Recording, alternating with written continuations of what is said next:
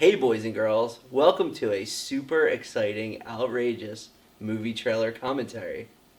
Today we're taking a look at the Teenage Mutant Ninja Turtles 2 Out of the Shadows trailer. So we've just watched the trailer. It seemed a little fun. I'm pretty excited. Yeah. So what did you think about this sequel? I'm excited that they are... It looks like they're going to stick with what they started with, but kind of tweak things, try and fix a few things there, because we saw a different Shredder, we saw a different Karai.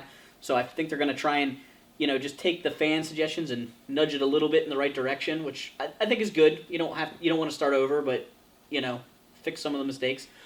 I consider myself a classic Turtles fan, like the Teenage Mutant Ninja Turtles, like the very early comics, the very early, 90s, when we were kids, right? So when you're talking about Karai, when you're talking about those situations, that's, after my time. Right. I'm going to be honest. I didn't see the first movie, but this trailer did a lot of things that got me interested in maybe seeing this one.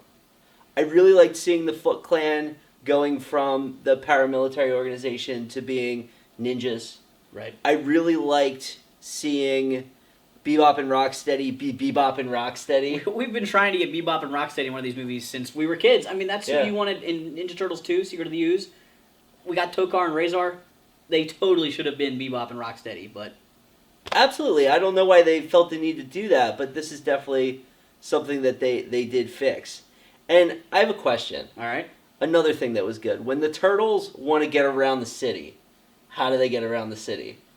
I'm not sure what they're going to call it in this time. In the first movie ended with them having a turtle van, a party wagon, if you will, or a shell raiser, as they call it in some of the shows.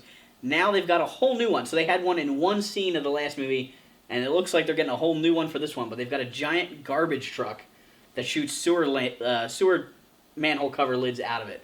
It reminded me, do you remember from the original Teenage Mutant Ninja Turtles toy line, the pizza shooter? Right, the pizza thrower? Yeah. They have that in the front of it, so it's kind of a hybrid of the Turtle Van and that. For the current Nickelodeon cartoon toy line, there's actually a remote control shell raiser vehicle that shoots the manhole covers. So it's using the pizza thrower technology, they just switched it over to the manhole lids because it makes, I guess, more sense to knock your enemy over with something hard than like a pizza. Yeah, right.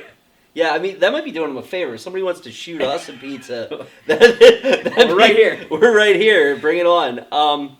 One thing that kind of rubbed me the wrong way was when the trailer opens, you see the hole opening in the sky, and you see all the, I assume Dimension X is sending ships or something like that through it. From Michael Bay, we've seen in Transformers, what is it? It's a city skyline, the ships come, there's a fight. From Avengers, what have we seen? The gateway opens from the same place, opens up, ships come, there's a fight.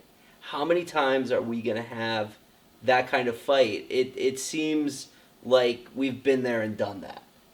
Unfortunately, Hollywood doesn't come up with new ideas very often, but I'm hoping that scene is actually like the end of this movie to build up to a third one. Because we've got Shredder, Karai, Baxter's in here, Bebop and Rocksteady. I don't think we really need Krang and the Dimension X characters for the whole movie. But, I'm hoping it's just introducing them at the end. Yeah, I mean, it's kind of funny. Going back to that, the trailer is kind of structured like, hey, Turtle fans, here's all the things you want. But then it opens with that Dimension X thing, and it's like, how are we going to do this all in 90 minutes or wrap it up? I really don't think we need a 2-hour Turtle movie.